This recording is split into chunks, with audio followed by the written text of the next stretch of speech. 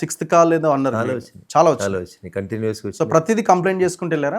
Last time వచ్చిందే complaint చేశారా? లేదు ఒక 3-4 చేసిన తర్వాత నాకు కూడా అనిపించింది ఇంకా ఎఫ్ఐఆర్ చేయించడం తప్ప నేను పోలీసులను ఏం చేయలేకపోతున్నాను. హ్మ్. తర్వాత ఒకరిద్దరు పోలీసు ఉన్నతాధికారులను కలిసి మాట్లాడినప్పుడు we are doing our level best sir.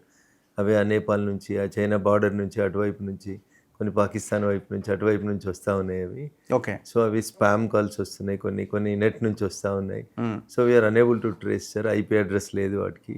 హ్మ్. టెక్నికల్గా ఎంత సౌండ్గా చేయాలో అంత సౌండ్గా చేస్తూ ఉన్నాం సార్ అని కొన్ని డీటెయిల్స్ చెప్పడం జరిగింది. ఓకే. కొద్దిగా జాగ్రత్తగా ఉండండి సార్ అంటే సరే. ఇంకో గన్మెన్ ఎక్స్ట్రా పెట్టుకున్నారా? వాళ్ళు ప్రభుత్వం ఇచ్చింది, నేను పెట్టుకున్నది అంతేనా? ప్రభుత్వం ఇచ్చింది. ఇంకొంచెం ఎక్కువ కాన్షియస్ ఉంటాం కదా మనం. సో ఇక రగన నేను ఒక మాట నమ్ముతున్నాను, కర్మ సిద్ధాంతాన్ని బాగా నమ్ముతున్నాను. కర్మ సిద్ధాంతం. కర్మ సిద్ధాంతాన్ని నమ్ముతాను. హ్మ్.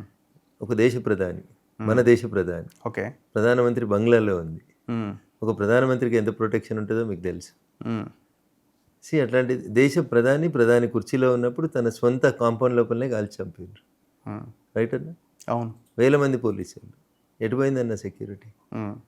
ఎన్నికల ప్రచారానికి వచ్చిండు ఇంకొక ప్రధాని. హ్మ్. వేల మంది ఉంటారు, మఫ్టీలు ఉంటారు, ఇంటెలిజెన్స్ వాళ్ళు ఉంటారు, కార్యకర్తలు లక్షలలో ఉంటారు. అవును. ముక్కలు ముక్కలు అయిపోయింది శరీరం. సో అందుకని మన దేశ సెక్యూరిటీయే ఫెయిల్యూర్ అయిందని అనుకోవద్దు. ప్రపంచంలో చాలామంది పోయినారు.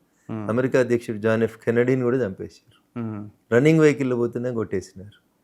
So when your fate is decided. ఇప్పుడు మన ఇద్దరు ఇంటర్వ్యూ చేస్తున్నాగా ఏదో ఒక రగ్గు పోవాలని దేవుడు రాసిండు అనుకోండి, దాన్ని ఎవరు ఆపుతారు? రగన ఏ పోలీసు వాళ్ళు ఆపుతారు? ఏ సెక్యూరిటీ ఆపుతారు?